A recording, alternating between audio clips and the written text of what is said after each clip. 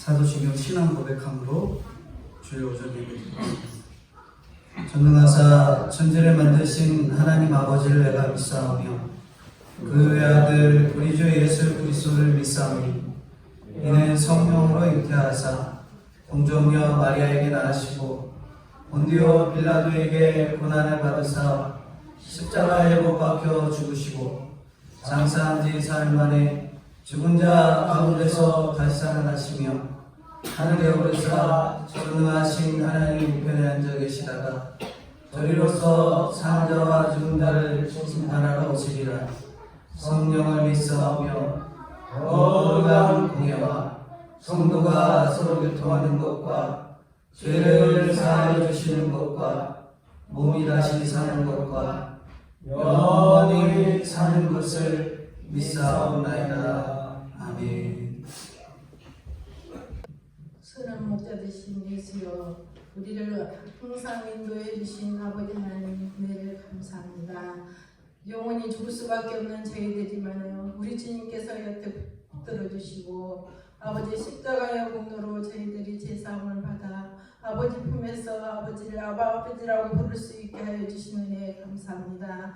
사랑하시고 거룩하신 아버지 하나님, 지난 아버지 하나님 몇 달 동안을 아버지 예배를 제대로 드리지 못하고 어려운 가운데서도 우리 하나님을 찾을 수 있게 하여 주시니 감사합니다. 아버지 하나님이시여, 정말로 코로나19로 통하여서 저희들의 마음속에 상처가 되고 어려운 일이 너무나 많았사오나 우리 주님께서 한결같이 보호하여 주시고 우리 주님께서 우리 동심교를 사랑하여 주시옵시사 우리 성도님들 다 무탈하게 도와주시니 감사합니다. 아버지 하나님이시여, 이번 기회를 통하여서 저희들이 무엇을 해야 하는 것인지 확실히 깨닫고 나아가 정말로 저희들은 할 수 있는 것이 아무것도 없사오나 저희들은 아버지 앞에 매달려 기도할 수밖에 없는 것이오니 아버지여, 저희들이 열심을 품고 주를 섬기며 아버지 앞에 무릎을 연합하여 이 나라를 위해서 아버지 전 세계의 코로나가 물러날 수 있도록 기도할 수 있는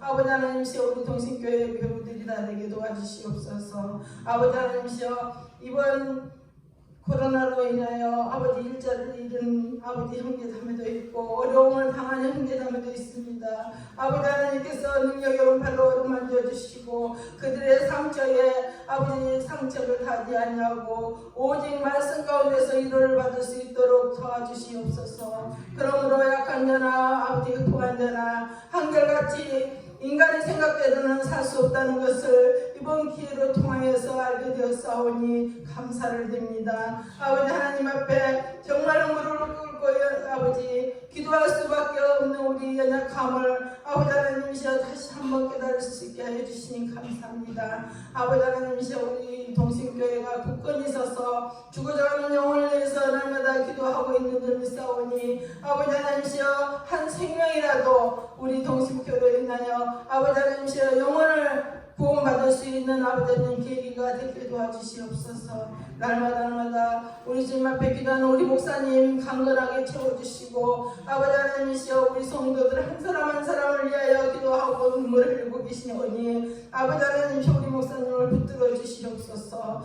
그러므로 우리 동신교회 재직에서부터 어린 주일 학생까지 일일이 기억하여 주시옵시다. 이번 코로나로 아무 탈 없이 무탈하게 지날 수 있도록 우리 주님 붙들어 주시옵소서. 오늘 또 우리 하나님께서 이 자리를 허락하여 주셨사오니 감사합니다. 정말로 이 예배가 하나님 앞에 상달릴 수 있게 하여 주시고 저희들은 그 귀한 말씀이 아버지 마음밭에 새겨 그 말씀대로 순종하며 날마다 예수님의 성품을 닮아가며 살아갈 수 있는 우리 동신교회 교우들이 다 될 수 있도록 도와주시옵소서. 나는 부족하지만 이 모든 말씀을 나를 보내신 예수님의 이름으로 기도드리옵나이다. 아멘. 성경 말씀 읽겠습니다. 성경 말씀은 에베소서 5장 22절. 에베소서 5장 22절입니다.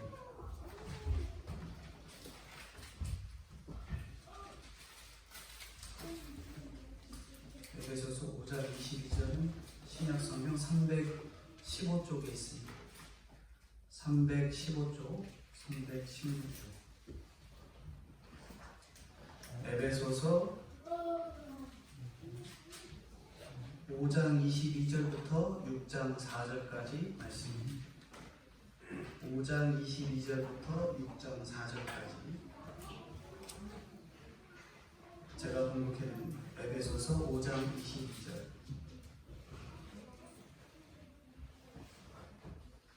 찾으신 줄 알고 제가 번역하겠습니다. 마지막 6장 4절만 합독하겠습니다. 아내들이여 자기 남편에게 복종하기를 주께 하듯 하라. 이는 남편이 아내의 머리됨이 그리스도께서 교회의 머리됨과 같으니 그가 바로 몸이 구주십니다. 그러므로 교회가 그리스도에게 하듯 아내들도 범사에 자기 남편에게 복종할지니라. 남편들아 아내 사랑하기를 그리스도께서 교회를 사랑하시고 그 교회를 위하여 자신을 주심같이 하라. 이는 곧 물로 씻어 말씀으로 깨끗하게 하사 거룩하게 하시고 자기 앞에 영광스러운 교회로 세우사 티나 주름 잡힌 것이나 이런 것들이 없이 거룩하고 흠이 없게 하려 하십니다. 이와 같이 남편들도 자기 아내 사랑하기를 자기 자신과 같이 할지니 자기 아내를 사랑하는 자는 자기를 사랑하는 것이라. 누구든지 언제나 자기 육체를 미워하지 않고 오직 양육하여 보호하기를 그리스도께서 교회에게 함과 같이 하나니 우리는 그 몸의 지체입니다. 그러므로 사람이 부모를 떠나 그의 아내와 합하여 그 둘이 한 육체가 될지니 이 비밀이 크도다. 나는 그리스도와 교회에 대하여 말하노라. 그러나 너희도 각각 자기 아내 사랑하기를 자신같이 하고 아내도 자기 남편을 존경하라. 자녀들아 주 안에서 너희 부모에게 순종하라. 이것이 옳으니라. 내 아버지와 내 어머니를 존경하라. 이것은 약속이 있는 첫 계명이니 이로써 내가 잘되고 땅에서 장수하리라. 6장 4절 같이 읽겠습니다. 또 아비들아 너희 자녀를 노엽게 하지 말고 오직 주의 교훈과 훈계로 양육하라. 아멘. 에베소서 5장 22절부터 6장 4절까지 하나님이 기뻐하시는 가정에 대해서 말씀합니다.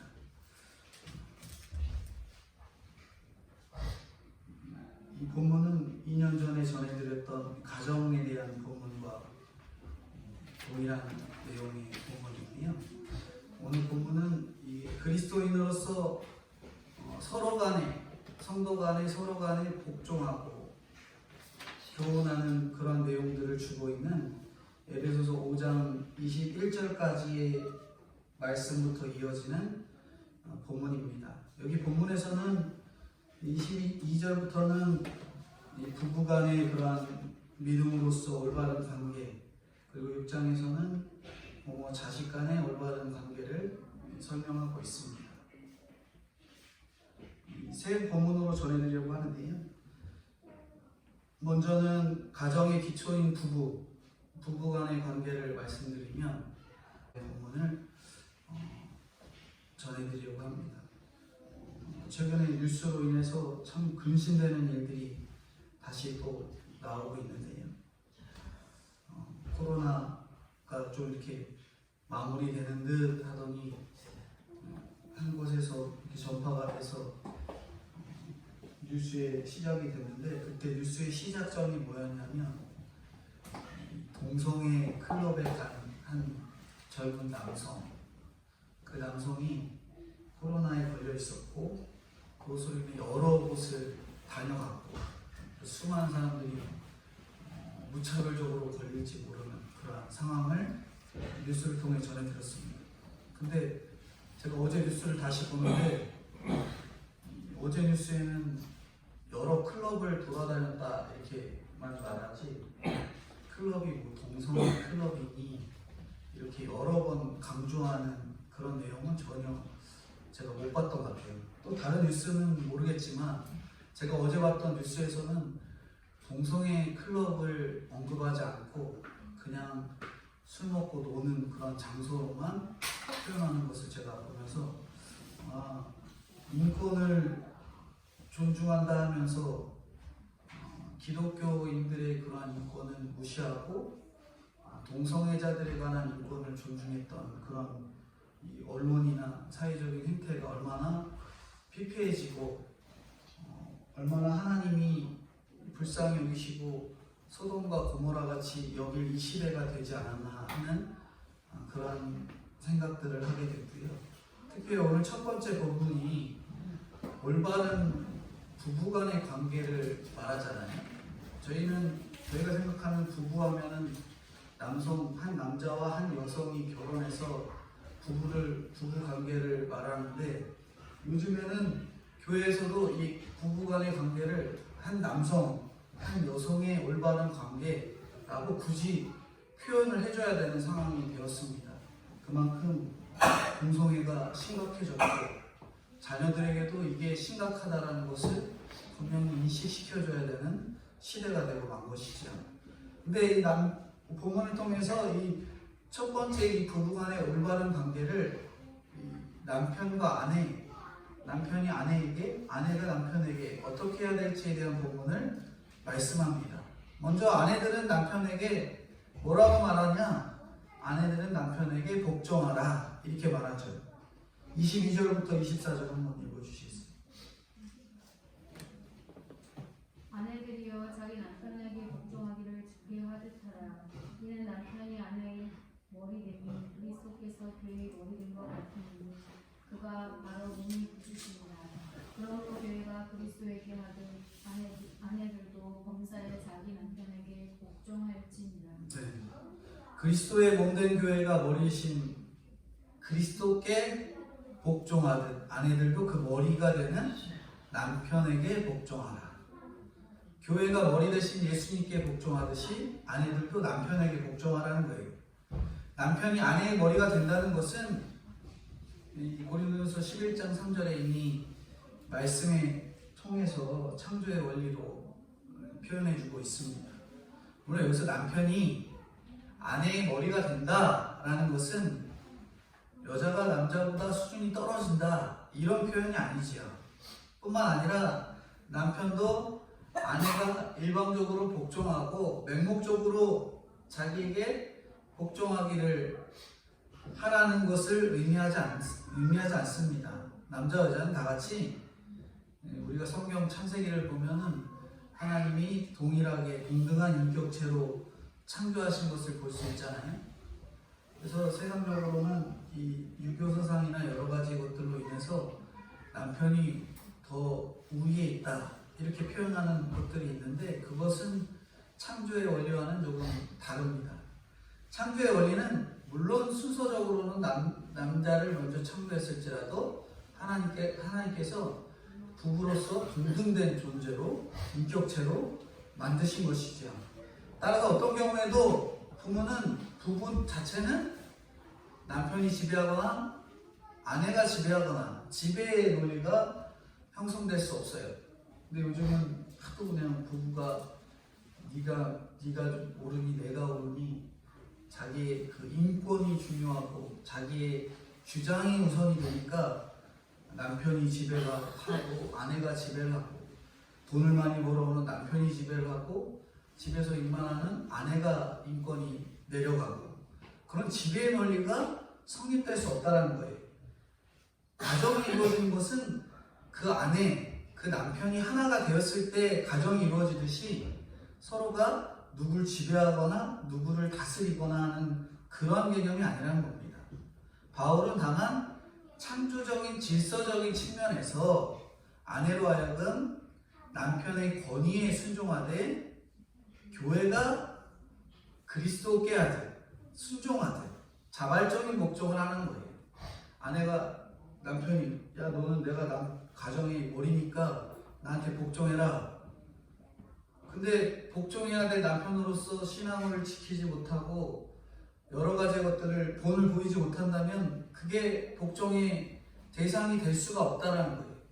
복종은 교회가 그리스도께 복종하듯이, 그러니까 창조의 원리와 하나님께서 뜻하신 그런 가정의 관계에서 그렇게 남편에게 복종하고 나아갈 것을 권면하고 있는 거죠. 꼭 이제 아내가 남편에게 이렇게 복종했다면 왜 아내만 남편에게 복종합니까? 이렇게 표현할 수 있는데, 다음 뭐냐면 남편이 아내를 사랑하는데 그 사랑하기를 그리스도께서 교회를 사랑하신 것 같이 사랑해야 된다. 그리스도께서 교회를 사랑하신다, 이렇게 말씀합니다. 교회에 대한 그리스도의 사랑은 뭐예요? 어떻게까지 사랑하셨어요? 죽기까지 사랑하셨죠? 이게 바로 남편으로서 아내에게 사랑하는 이 사랑의 원리예요. 쉽게 말하면 요새 교통사고, 남편과 아내가 차를 이렇게 몰고 가도 남편이 보통 운전하다가도 사고가 나려고 그러면 보통 자기 보호 심리로 인해서 남성들이 이렇게 안 꺾고 또 이렇게 꺾습니다. 저희는 운전석이 왼쪽 있잖아요. 이렇게 꺾으면은 차가 이렇게 꺾이면서 이 운전자가 보통 사고를 크게 당해요. 그러니까 자기 보호 심리 때문에 자연스럽게 이렇게 왼쪽으로 들거든요. 근데 정말 아내를 사랑하는 기본적으로 이 아내를 사랑하는 자세로 너무나 자연스럽게 그냥 이렇게 꺾는, 정말 그게 남편으로서 아내를 사랑하는 기본 원리죠. 근데 우리가 워낙 습성이 자기 보호 심리가 있기 때문에 그게 결코 쉽지 않지만, 늘 이렇게 말씀을 통해서 아내를 사랑하듯 남편이 아내를 사랑하기를 교회 사랑하듯이 이렇게 꺾을 수 있는 그런 남편이 아내를 사랑하는 마음이 있어야 한다는 거죠. 교회에 대한 그리스도의 사랑은 이렇게 자기의 생명까지도 내어주신 그런 무조건적인 희생의 사랑이죠. 남편이 아내 사랑하기를 이와 같이 해야 한다는 것입니다. 남편이 아내의 머리라면 아내는 남편 자신의 몸이 분명하잖아요. 따라서 남편들은 아내를 사랑하는 것이고 자기를 사랑하는 것임을 알아야 합니다. 그러니까 남편이 자기 사랑하는 것은 곧 자기 아내를 사랑하는 것이다 라는 것을 깨달아야 돼요. 이게 참 쉽지 않잖아요. 우리는 나를 사랑하고 내 몸을 더 사랑하다 보니까 조금 더 이 아내를 배려해 주기보다 내가 좀 쉬어야 되고, 몸이 힘들면 내가 좀 쉬어야 되고, 약도 내가 먹어야 되고, 병원도 내가 좀 찾아가야 되고 그래야 되는데, 아내를 먼저 생각해 줄 수 있는 그런 존재, 그게 진정한 남편으로서의 역할임을 말씀하는 거죠. 근데 우리가 아내 사랑하기를 제 몸 사랑하는 것 같이 해야 한다라는 것이 마땅한데, 우리가 어느 누가 자기 몸을 사랑하지 않고 내 머리는 내 거고 팔다리는 내 거가 아니니까 막 학대하지 않는다라는 거예요. 우리가 다 내 몸이니까 다 사랑하듯이 아내도 내 몸으로서 사랑하라는 거예요. 물론 내 육체는 내 몸 하나지만 아내가 된 부인조차도 내 몸과 같이 사랑하며 여기고 나아가라는 것이죠. 31절부터 33절 한번 읽어주시겠어요? 31절부터 33절. 그러므로 사람이 부모를 떠나 그의 아내와 합하여 그 둘이 한 육체가 될지니 이 비밀이 크도다. 나는 그리스도와 교회에 대하여 말하노라. 그러나 너희도 각각 자기의 아내 사랑하기를 자신같이 하고 아내도 자기 남편을 존경하라. 네. 바울이 이렇게 남편과 아내에게 각각 나아가 두 부부에게 결론적인 권면을 하는데요. 바울은 창세기 2장 24절의 말씀을 인용해서 그리스도와 교회가 뗄래야 뗄 수 없는 신비한 관계, 우리가 뗄래야 뗄 수 없는 신비한 관계, 연합의 관계에 있듯이 남편과 아내도 신비한 연합을 이루어서 한 몸이 되었음을 강조합니다. 남편과 아내가 하여금 각자의 본분에 충실해서 서로 존경하고 서로 사랑할 것을 말씀하는 거죠. 이렇게 부부는 서로 존경하고 사랑하는 가정임을 우리가 잊으시면 안 됩니다. 부부는 존경하고 사랑한다.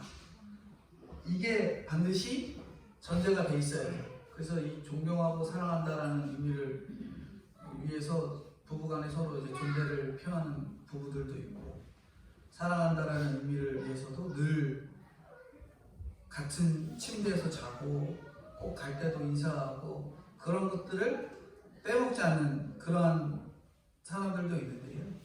우리가 늘 부부로서 존경과 사랑, 그것은 육체적인 존경과 사랑이 아니라 늘 하나님 안에서 이루어지는 존경과 사랑이 되어야 됩니다. 하나님이 없는 존경은 진짜 존경이 아니에요. 그렇죠? 예수님이 전제가 되지 않은 존경은 그 실제적인 존경이 아니라는 것을 말씀하는 겁니다. 22절부터 33절은 이렇게 부부가 얼마나 특수하고 특수한 관계에 놓여 있는가를 보여주는 그런 말씀이에요. 지금의 부부는 얼마나 아무렇게나 할 수 있는 관계가 되었어요. 성경에서는 이혼 증서를 써줘야 이혼을 한다 하는데, 그것들이 이 바리새인들은 그걸 이용해 먹었다고 했잖아요. 근데 오늘 우리나라 이 통계청에서 발표하는 이 결혼이 얼마나 이 심각성에 있는지 제가 이 통계청 찾아보니까 우리나라 인구 1000명당 이 4.7명이 결혼한대요. 그러니까 우리나라가 통계청이 통계를 한 지가 1970년대부터 통계를 시작했는데, 통계청이 통계한 이래 1000명 중에 4.7명이 결혼한 거는 작년이었는데, 결혼의 수치가 작년 최저치예요. 최저치. 그만큼 결혼에 대한 생각이 우리나라가 굉장히 낮아졌고, 그리고 작년 한 해만 해도 이혼했던 부부가 11만 부부가 이혼을 했어요. 얼마나 부부관계가 허약한지 그대로 보여주는 거거든요. 결혼이 그렇게 중요하지 않다라고 여기고 결혼하지 않는 사람이 그렇게 많고요. 결혼해도 부부관계, 결혼하는 관계가 그렇게 중요하지 않다 하고 이혼하는 사람들이 그렇게 많다는 거죠. 그만큼 부부관계가 허약하다는 거예요. 그렇다면 정말 부부가 이렇게 과연 허약한 관계인가? 이렇게 쉽게 무너지고 멀어지고 헤어지고 하는 것이 정말 부부인가? 그러지 않다는 것을 성경은 말씀하는 거예요. 부부관계는 결코 그런 관계가 아니다. 사람이 인위적으로 깰래야 깰 수 있는 관계가 아니다라는 것을 말씀하는 거예요. 사도 바울의 주장은 더 한 걸음 나가서 부부관계를 설명하고 그리스도와 교회와의 관계를 말씀합니다. 교회는 오늘 성도예요. 성도. 교회와 성도와의, 그리스도와 성도와의 관계가 이렇게 쉽게 깰래야 깰 수 없는 관계인데, 우리는 부부가 이혼하듯이 하나님하고 멀어지고 예수님하고 멀어지고 그런 관계로 생각해서는 안 된다라는 것입니다. 바울은 그리스도와 교회가 뗄 수 없는 밀접한 관계를 설명하기 위해서 그렇게 에베소서 1장에서부터 쭉 설명하는 거예요. 성도와 교회는, 성도와 그리스도는 결국 뗄래야 뗄 수 없는 관계다. 우리가 떨어지려고 해도 떨어질 수 없는 관계가 바로 그리스도의 관계다라는 것을 계속 설명하면서 오늘 본문에는 부부의 관계로 그것을 또 예로 설명하고 있는 거거든요. 에베소서 전체가 예수님과 성도가 뗄 수 없는 관계다라는 것을 계속 논증하고 있는 내용이에요. 이제 우리는 그렇게 바울이 이렇게 애써온, 계속 설명하고 있는 이 중요한 이유를 발견하게 됩니다. 우리 성도가 하나님과 뗄 수 없는 관계이듯이 오늘날 이 부부로서 부부와의 관계가 뗄 수 없다라는 것을 말씀으로 이해해야 하는 것이죠. 이게 바로 그리스도와의 교회 관계, 부부와의 관계도 절대적인 관련성이 있다는 것을 말하는 겁니다. 좀 적극적으로 표현하자면 그리스도와 교회의 진정한 관계를 모르고서는 부부와의 관계를 올바로 이해하고 살아갈 수가 없다는 거죠. 우리가 하나님과의 관계, 그것을 제대로 이해하지 못하면 아내와의 관계도 이해하기 쉽지 않다는 거예요. 먼저 우리가 예수님과의 관계를 잘 세울 때, 내가 아내를 사랑하고 아내로서 남편을 존중하는 관계가 정말 뗄래야 뗄 수 없는 관계라는 것을 이해할 수 있다는 것이죠. 종종 성경을 보는 사람들 가운데서 이것이 단순히 사도 바울이 이 부부의 관계성의 회복을 위해서 이 본문을 기록한 것이다 라고 생각하는 분들이 있습니다. 이것은 이미 하나님께서 천지 창조했을 그 순간부터 하나님께서 보여주시고 저희들에게 말씀해 주시는 내용이에요. 하나님과 성도인 너, 도저히 뗄래야 뗄 수 없는 관계인데 그것을 부부의 예로 설명하는 거예요. 부부도 그렇게 뗄래야 뗄 수 없는 관계다 라고 말하고 있는 것입니다. 하나님께서는 천지를 창조하시면서 아담과 하와를 부부로 맺어주실 때부터 부부가 한 몸임을 분명하게 밝히시잖아요. 그게 하나님의 명령이었어요. 그렇기 때문에 우리는 여기서 분명해야 되는 게 있어요. 부부랑 그렇게 단순한 관계가 아니라는 거죠. 부부는 뭐라고요? 단순한 관계가 아닙니다. 결혼했으니까 애 낳고 가정 이루는 게 가정이 부부구나. 그게 아니라 더 깊고 뗄래야 뗄 수 없는 관계. 그게 바로 부부라는 거예요. 아까도 말씀드렸지만 세상은 근데 그 부부의 관계를 너무나도 쉽게 허물어버리는 것으로 계속 언론에서도 얘기하고 또 얘기하잖아요. 또 부부의 관계를 아까 제가 서두에도 언급드렸던 것처럼 남성과 여성이 결혼하는 부부의 관계를 어떻게 해요? 남자가 결혼하고 여자가 결혼하는 말도 안 되는 부부의 관계로 언급을 하고 있습니다. 하나님은 성경에서 남편과 아내, 남성과 여성이 올바른 부부의 관계를 말씀하고 있고 그것이 하나님과 성도를 뗄 수 없는 관계처럼 아내와 남편이 뗄 수 없는 관계라는 것들을 분명하게 말씀하는 겁니다. 부부는 그리스도와 교회의 관계에 조금 더 뒤처지지 않을 만큼 거룩한 관계인 것이고요. 부부는 또한 경건한 관계인 것이고 뗄래야 뗄 수 없는 관계다라는 것이 이 부부에 대한 사도 바울이 강조하고 있는 내용인 것이죠. 오늘날 왜 이렇게 이혼이 급증하고 있는가 생각해 보셨어요? 왜 이혼할까? 왜 이혼하는 것 같으세요? 요인들이 다양하게 있지만 경제적인 풍요가 있고요, 성적인 개방적인 풍조가 있고 인권을 강조하는 그런 풍조가 있고 또한 여자의 권위도 커진 게 있고 남편에 대한 시선의 것들이 달라진 것들이 있습니다. 여러 가지가 있어요. 제가 지금 몇 가지 얘기했지만 이것보다 더 다양한 것들이 있습니다. 하지만 중요한 요인은 이들처럼 부부가 그리스도와 교회의 관계만큼이나 정말 절대적이고 특수하고 거룩한 관계에 있다는 것을 모를 때 부부의 관계가 이렇게 허물어진다는 거예요.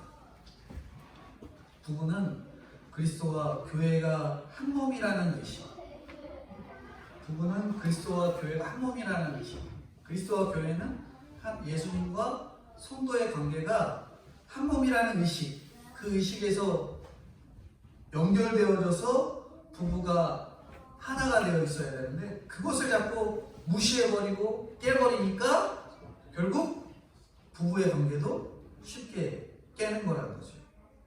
그리고 아내는 교회가 그리스도를 경외하고 명령에 복종하듯이 남편에게 복종하고 남편은 그리스도와 교회를 위해서 자신의 몸을 주듯이 그렇게 사랑해서 부부의 머리와 몸을 떼내면 몸에 이런 머리와 몸을 떼내면 살 수가 있어요? 보세요.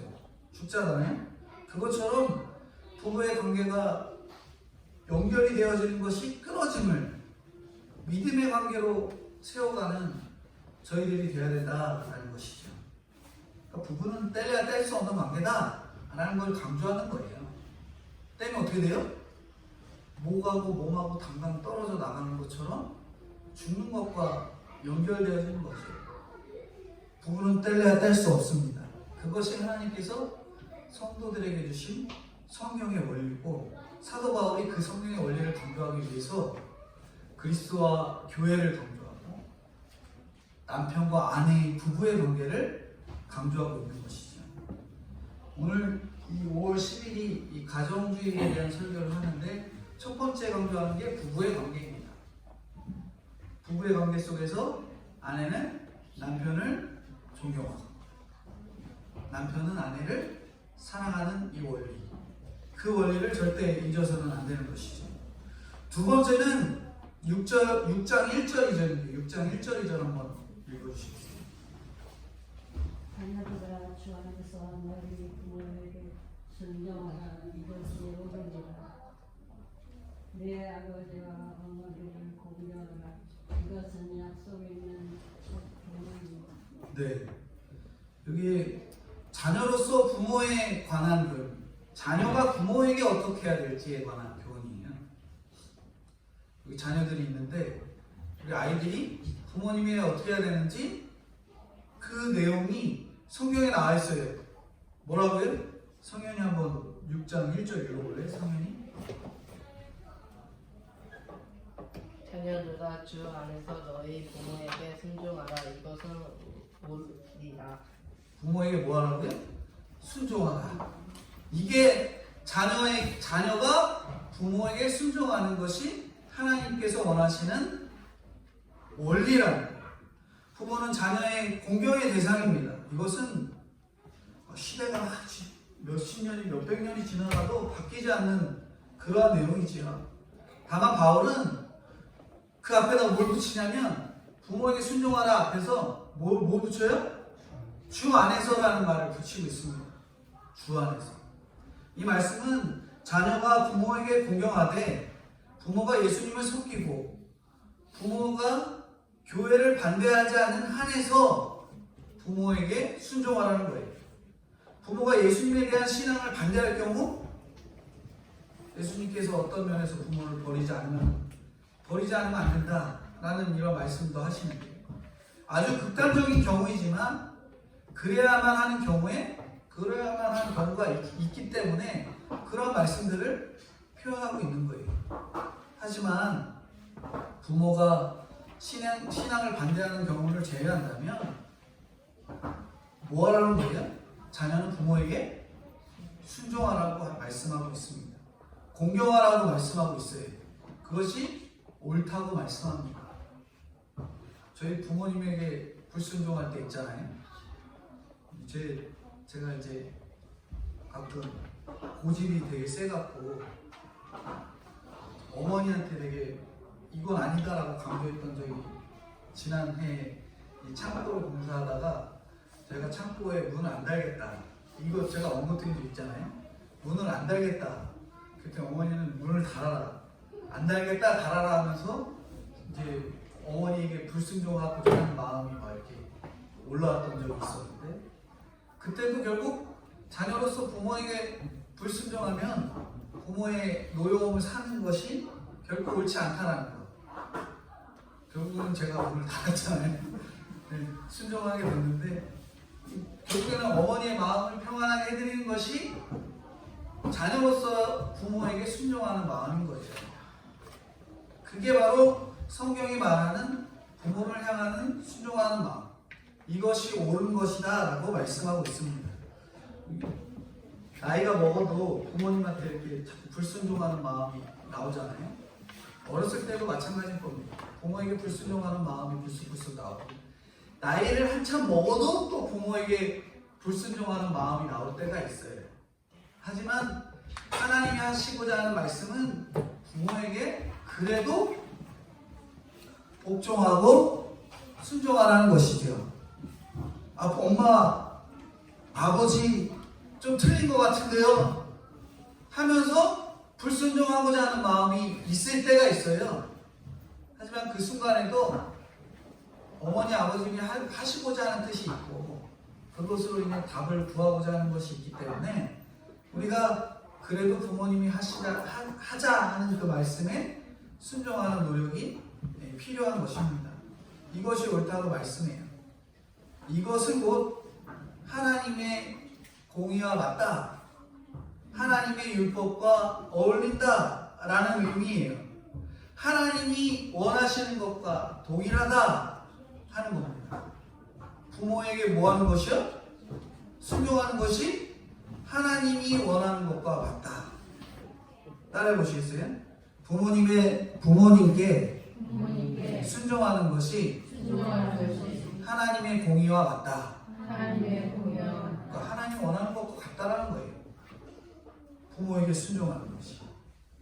이게 이제 자녀에 대한 교훈을 결론적으로 말씀드리자면, 부모가 예수님께서 세우신 교회를 반대하거나 주님을 섬기는 일을 금하는 경우가 아니라면 부모를 공경하는 거예요.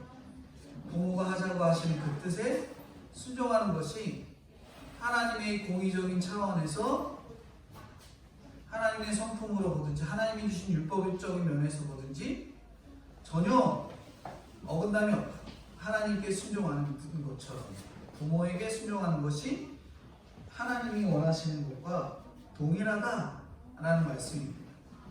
예수님이 오시고 이 구속의 역사로 이 구속사의 전개가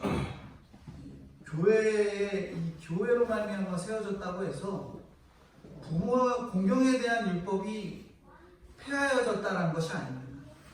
부모에 대한 공경은 창조했을 때부터 우리가 창조당한 창조의 이 피조물로서 하나님께 원하는 그러한 자세가 바로 오늘날 자녀가 믿는 부모에게 하는 자세와 동일하게 여겨져야 된다는 거예요.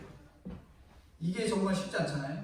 하나님은 절대적으로 믿고 신뢰하지만 믿는 부모는 항상 실수를 하시기 때문에 잘 존중하고 따르기가 참 쉽지 않잖아요. 그럼에도 불구하고 성경은 그 부모에게 존경하고 따라가라 하고 말씀하고 있는 겁니다. 바울은 교회가 얼마나 위대하고 새롭고 영화롭고 존귀한 것인지 밝혀요. 이제 선민으로서 이스라엘의 개념은 완전히 사라졌잖아요. 오늘 이 시대에. 오늘 선택받은 우리 성도는 이스라엘 백성이 아니라 하나님께 선택받은 성도잖아요. 그리고 이제까지 인류가 전혀 경험해보지 못한 그리스도의 몸으로서의 교회가 탄생했잖아요. 근데 이 교회가 오늘날 교회는 우리 성도 각자인데 이 성도 각자가 거룩하고 신비하고 위대한 것인데 우리가 경건하고 거룩한 마음으로 계속 갖고 가지 않으면 안 되는 거예요. 부모에게 순종하듯 하나님께 순종하듯 그의 성도로서의 다양한 역할이 바로 그렇다는 거죠. 다만 교회의 거룩함과 위대함과 소중함이 기존에 내려오던 부모 자식 간의 관계가 완전 부모 자식 간의 관계까지도 파괴하지 않고 계속 동일하게 이어진다는 거죠. 사도 바울이 왜 이게 교회와 성도의 관계를 5장까지 부부의 관계를 통해서 설명하다가 왜 6장에 가서 왜 부모 공경에 대한 내용을 설명하는가, 언급하는가? 왜 이런 내용을 언급할까요? 당시에 부모에 대한 공경에 대한 내용이 굉장히 부족했기 때문에 그랬기 때문에 다시 사도 바울이 강조하고 있는 거예요. 신앙생활을 핑계로 부모 공경에 대한 것을 게을리했던 이 시대였기 때문에 다시 한번 사도 바울이 강조하고 있다는 거죠. 교회를 열심히 섬긴다고 그러한 구실을 가지고 부모를 봉양하고 부모님에게 사랑의 의무를 다하는 것을 소홀히 하는 일들이 있었기 때문에 사도 바울이 다시 한 번 더 이렇게 이야기하고 있는 내용이 바로 이 부모 공경에 대한 내용이거든요. 근데 이렇게 부모 공경하는 것에 대한 결과를 3절에 뭐라고 해요? 3절에 뭐라고 해요? 이로써 내가 잘되고 땅에서 장수한다. 이거 장수라는 내용은 과거 구약시대, 오늘날 이 시대에도 동일합니다. 오래 사는 것, 건강하게 오래 사는 것, 그것은 어느 사람에게든지 가장 하나님께서 주신 큰 축복의 원리예요. 오래 산다. 오래 산다. 어떻게 오래 산다래? 믿음 안에서 건강하게 오래 산다. 하나님을 알고 오래 산다. 이게 바로 하나님이 성도에게 주시는 가장 큰 축복이거든요. 근데 그 부모를 공경할 때 이런 가장 큰 축복인 장수의 축복을 허락하신다 하고 말씀하고 있습니다. 이 말씀은 그래서 여기에 자녀들아 순종하라 이걸 강조하니까 세상 사람들 부모에게 순종하지 않고 불효하는 자식들한테만 주는 말씀이 아니라는 거예요. 이 본문은 오늘 성도에게 주는 말씀입니다. 성도가 그렇게 하라고 말해요. 신실한 성도에게 주는 말씀이거든요. 그만큼 교회 안에서 부모에게 순종하지 못하고 공경하지 못하는 일들이 일어났기 때문에 사도 바울이 이 본문을 기록하고 있는 거거든요. 그러니까 부모 공경은 하나님께서 인간에게 주신 인간의 법칙, 사람으로 살아가는 이 땅에서 살아가는 인간의 법칙이에요. 계명이고요. 이 율법을 어기는 자들은 뭐하라 그래요? 부모 공경하는 거 어기는 거. 율법 어기는 자들 당시에 어떻게 했어요? 뭐 했어요? 돌로 쳤죠? 율법 어기는 자들 뭐 했다고요? 돌로 치는 겁니다. 오늘 부모에게 순종하지 못하는 역할을 하지 못하는 자녀가 있다면 돌로 치라는 거예요. 그럼 진짜 성경 말씀대로 가서 돌로 쳐야 돼요? 그게 아니죠? 그게 아닙니다. 돌로 칠 만큼 큰 죄이기 때문에 그걸 알고 돌아가서 부모에게 순종하라는 거예요.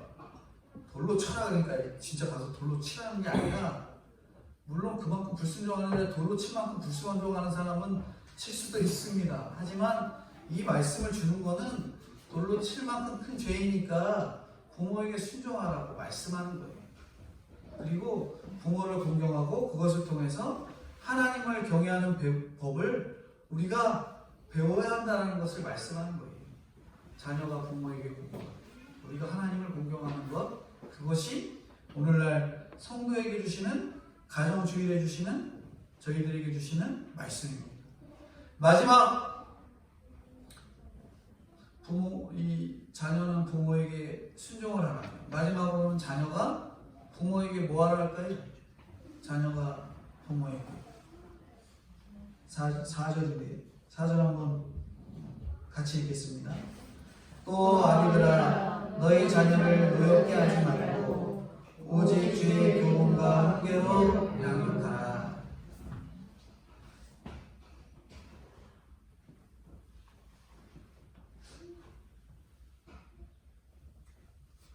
지금 부모가 자녀에게 대한 교훈인데요.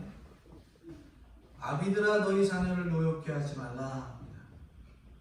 저 이 말씀 보면 항상 회개하는 마음이 드는데 저는 아이들에게 애정 표현을 자꾸 이렇게 장난치듯이 하거든요. 이게 자녀를 노엽게 하는 것의 일환인 것 같아요. 그래서 하지 않는다라고 말로는 하는데 자꾸 습관적으로 자녀를 약 올리고 그게 사랑이라고 생각하고 그렇게 표현할 때가 있는데 이렇게 자녀를 노엽게 하지 말라고 합니다. 간혹 부모들 가운데 자녀들한테 용돈도 많이 주고 좋은 옷도 입히고 좋은 거 먹여주고 학원도 좋은 데 보내주면 아 내가 부모니까 자녀로서 자녀에게 너한테 다 역할 다 한 거다 라고 생각하는 이 부모들이 있습니다. 저도 그런 생각을 해요. 야 너 좋은 집에 살고 밥도 3세끼 다 먹고 뭐 부족한 게 뭐가 있냐 이런 생각을 할 때가 있죠. 이런 부모일수록 자녀를 어떻게 대할까요? 자녀 어떻게 대할 것 같으세요? 함부로 대합니다. 함부로. 제가 그렇게 함부로 대하는 것 같아요. 부모님들도 그렇게 대한다고 생각하십니까? 내가 너한테 못해준 게 뭐가 있어 하면서 자녀에게 함부로 대할 때가 있다라는 것이지요. 이런 부모가 자녀에게 늘 어떻게 대해요? 함부로 대하고 내가 너한테 줄 만큼 줘줬기 때문에 함부로 대해도 된다는 생각이 이미 무의식 중에 자리를 잡고 있어요. 내가 너한테 다 해줬잖아. 못해준 게 뭐가 있어. 그러면서 간혹 자녀한테 정말 사랑으로 대하다가도 화딱지가 이만큼 딱 머리끝까지 올라가면 어떻게 해요? 감정적으로 표현하죠.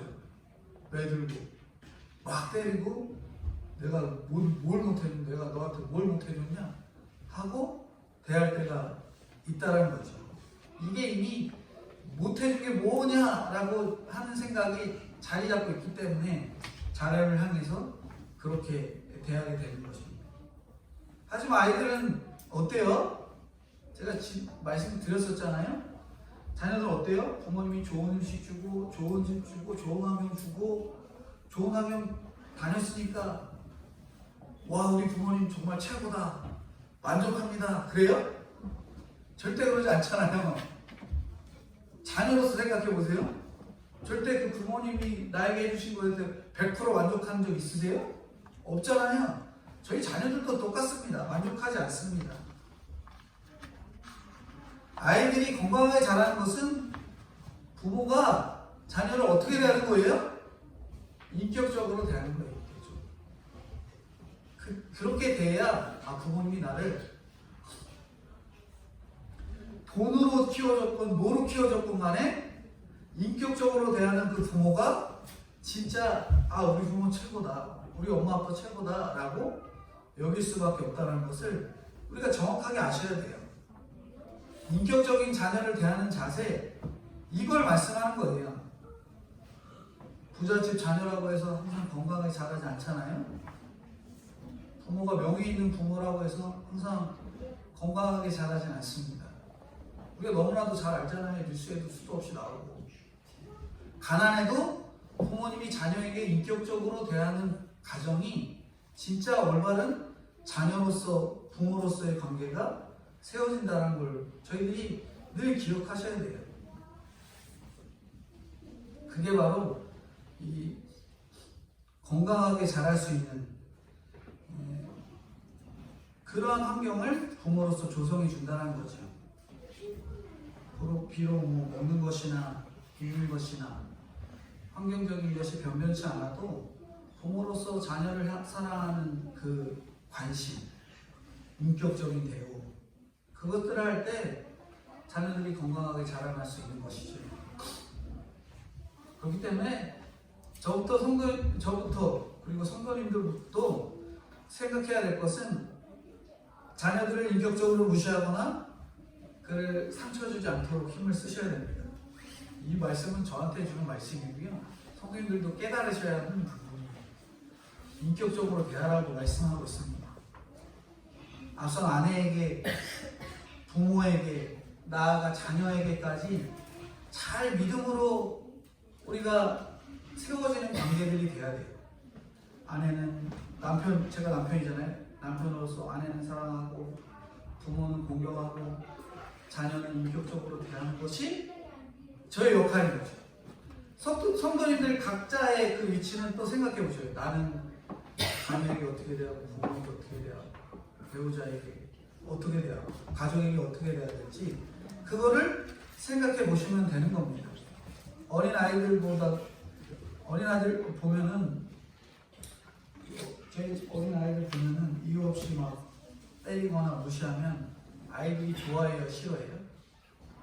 싫어하죠? 당연히 싫어합니다. 이유 없이 가만히 있다가 아빠가 갖고 뒤통수한테 떡 때리면 애들이 좋아하겠어요?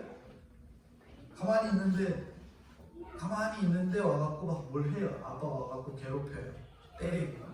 그러면 그 아이들이 당연히 싫어하는 거예요. 제가 간혹 아이한테 관심을 준다는 표현으로 가고 이렇게 툭툭 건드리는데 그걸 하면 안 되는데 자꾸 이런 행동이 나오더라고요. 저한테 주는 말씀인 것 같습니다. 이거 싫어하는 행동 부모로서 하면 안 된다는 거죠. 어린아이 나서 쟤는 이제 크면 다 기억 안 나. 그렇게 생각하시면 안 돼요. 다 기억납니다. 어릴수록 미워하거나 무시하고 마구 대하는 거 너무나 잘 알거든요. 저희 막내 애기 제가 어부들도 있잖아요. 가서 툭 건드리면 막 소리 질러요. 왜 나 이렇게 대하냐고. 막 소리 질러요. 이게 어린아이일수록 바로 반응에서 나옵니다. 미워하거나 무시하고 마구 대하는 사람들 되지 않도록 우리가 부모로서 자녀를 인격적으로 대하는 그러한 모습들이 필요한 것이죠. 근데 거꾸로 이렇게 툭툭 건드리고 이런 것보다 정말 예뻐하는 마음, 그거 자녀들이 너무나 잘 알거든요. 잘 아시죠? 가만히만 있어도 아버지가 날 사랑하는구나. 가만히만 있어도 어머니가 날 사랑하는구나. 그런 것들을 자녀들은 너무나도 잘 알아요. 그렇죠?